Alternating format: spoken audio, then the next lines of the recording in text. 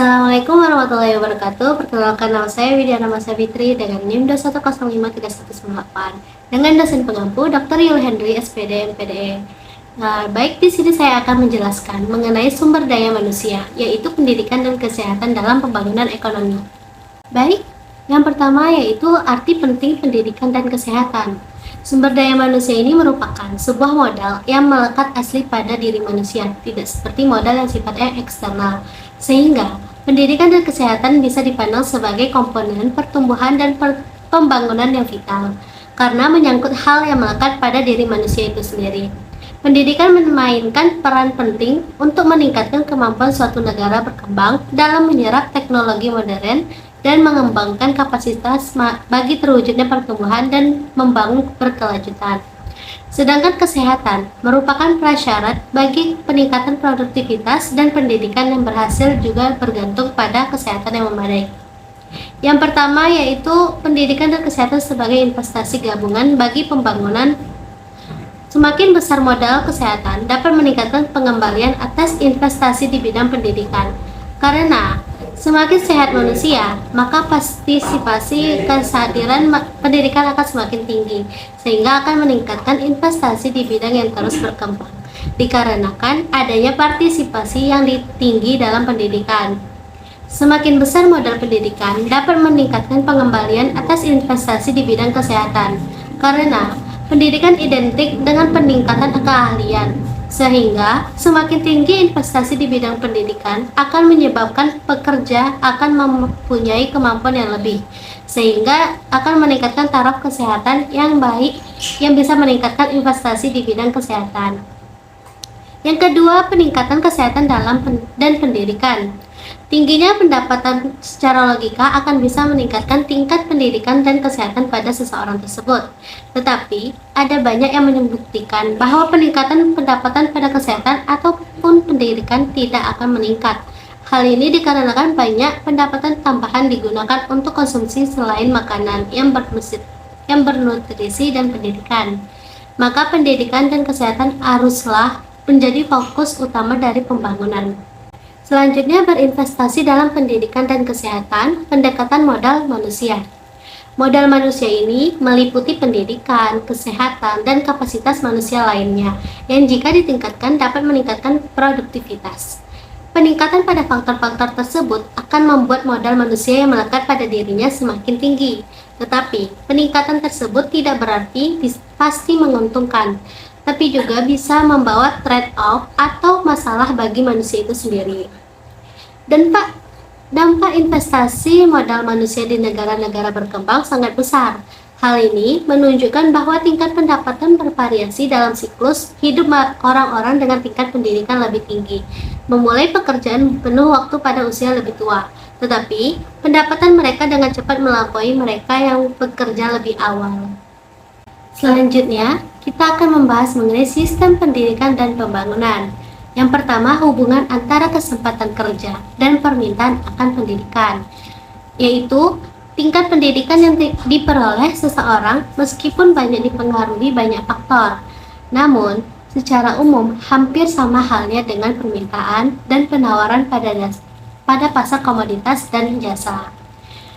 Yang kedua, permintaan akan pendidikan merupakan permintaan turunan derivat demand, yakni keinginan individu untuk memperoleh penghasilan yang lebih tinggi dengan cara mengenyam pendidikan setinggi mungkin.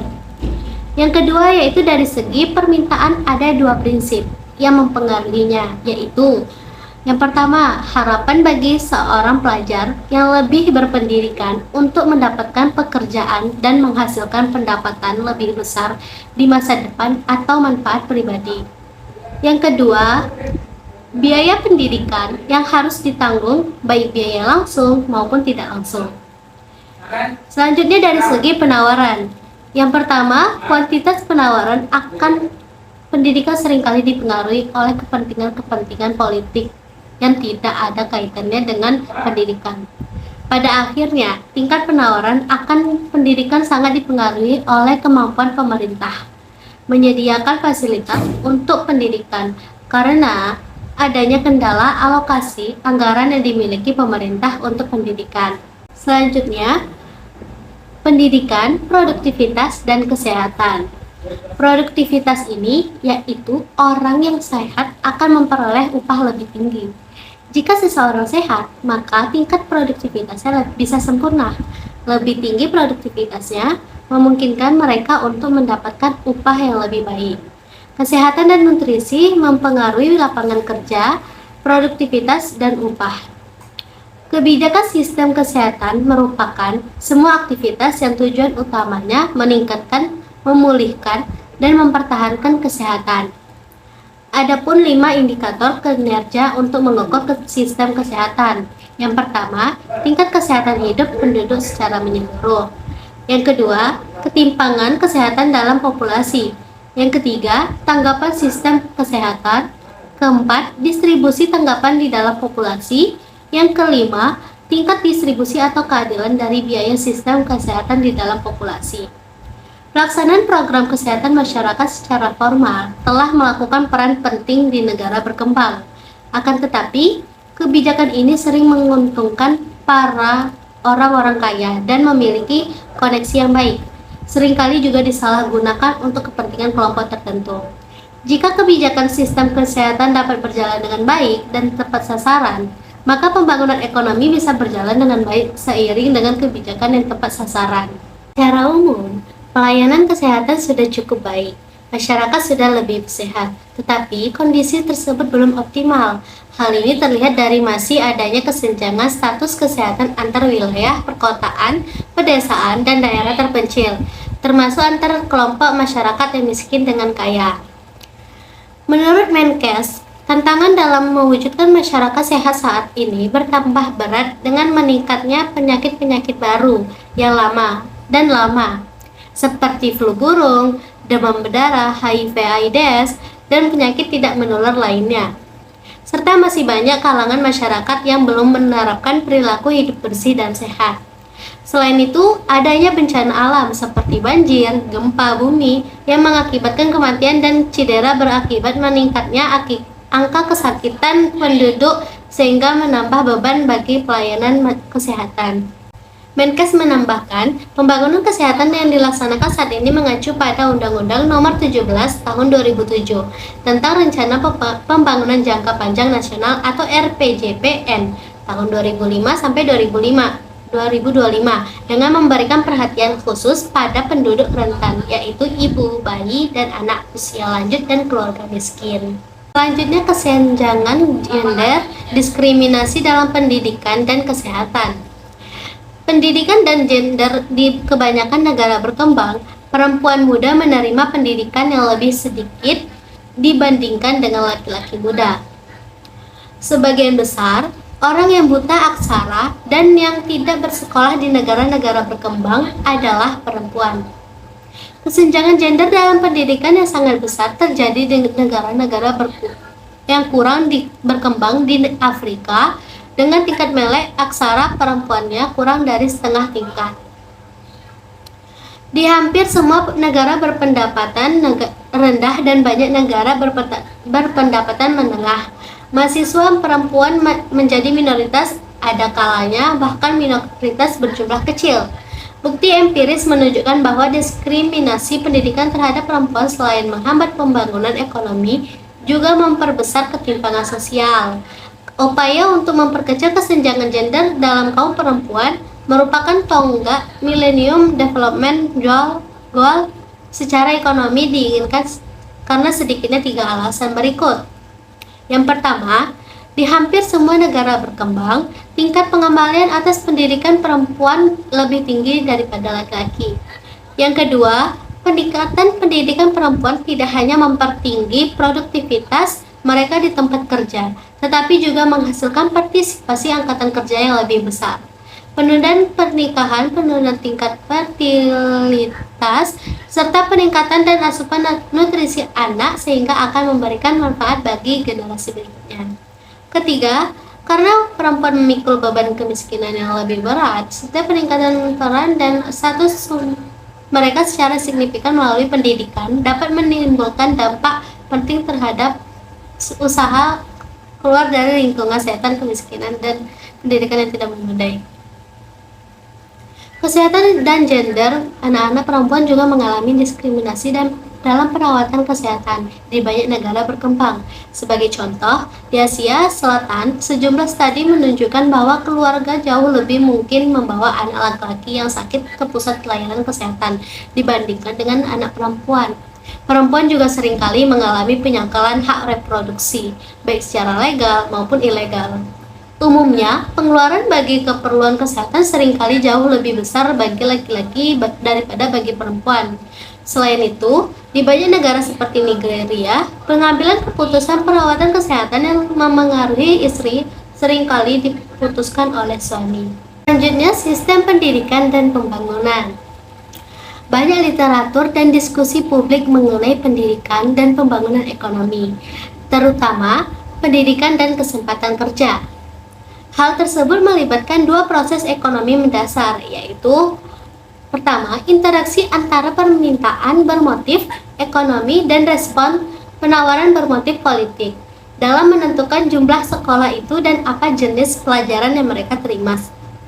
Serta yang kedua yaitu perbedaan penting antara manfaat dan biaya sosial atau pribadi dari berbagai tingkat pendidikan, serta implikasi semua perbedaan manfaat dan biaya itu terhadap strategi investasi pendidikan.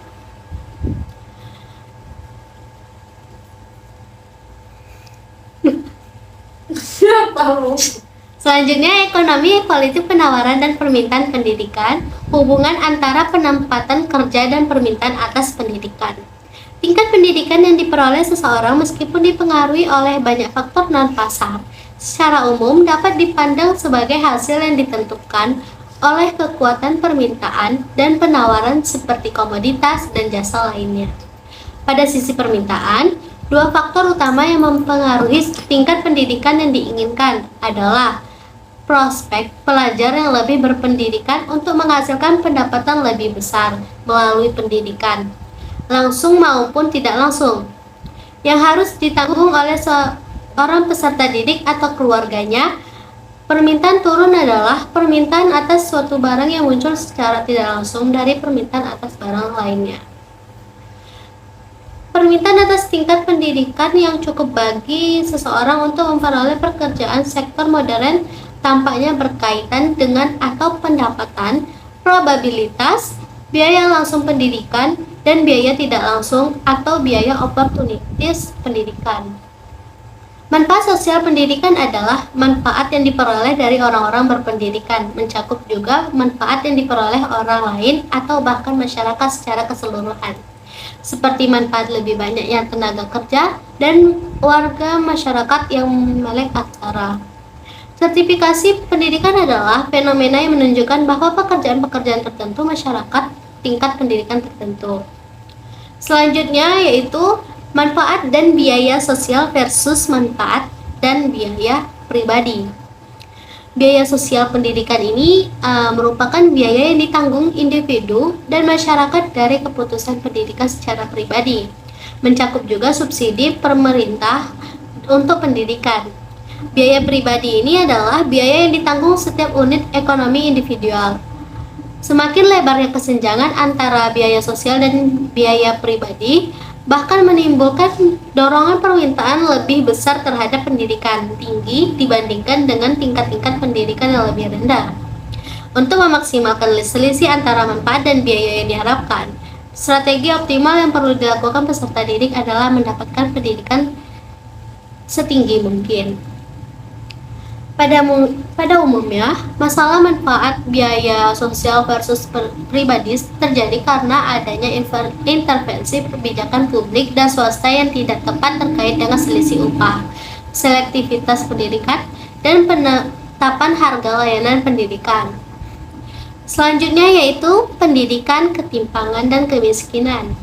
Sejumlah studi juga telah menunjukkan bahwa kebalikan dari apa yang semula diasumsikan, sistem pendidikan di banyak negara berkembang ada kalanya justru memperlebar ketimpangan pendapatan ketimpangan memperkecilnya. Alasan utama dari akibat buruk pendidikan formal terhadap distribusi pendapatan adalah adanya korelasi positif antara tingkat pendidikan dan tingkat pendapatan selama hidup. Singkatnya, Kalau orang-orang miskin tidak dapat memanfaatkan kesempatan mengikuti pendidikan menengah dan pendidikan tinggi karena alasan keuangan atau alasan lainnya, maka sistem pendidikan sebenarnya hanya melanggengkan dan bahkan memperbesar ketimpangan dalam suatu generasi dan antar generasi di negara-negara berkembang. Selanjutnya yaitu pendidikan, migrasi internal, dan pengurasan intelektual. Tampaknya, pendidikan ini merupakan faktor penting yang mempengaruhi migrasi desa kota. Pada dasarnya, orang-orang yang berpendidikan lebih tinggi menghadapi selisih pendapatan real desa kota yang lebih besar dan memiliki probabilitas yang lebih tinggi untuk mendapatkan pekerjaan di sektor modern daripada mereka yang berpendidikan rendah. Pendidikan juga memainkan peran yang sangat penting dalam migrasi internasional di kalangan pekerja berpendidikan tinggi yang disebut pengurasan intelektual. Migrasi internasional banyak terjadi di kalangan ilmuwan, sarjana teknik, akademisi, dan dokter. Kebanyakan didik di negara masing-masing dengan biaya sosial yang cukup besar, hanya untuk meraup manfaat dari dan berkontribusi bagi kemajuan pertumbuhan ekonomi negara-negara yang sebenarnya sudah makmur. Secara luas, pengurasan intelektual telah mengalihkan perhatian para ilmuwan, dokter, arsitek, sarjana, dan lain-lain. Sekian dari saya. Apabila banyak kesalahan kata yang saya ucap, mohon maaf. Wassalamualaikum warahmatullahi wabarakatuh.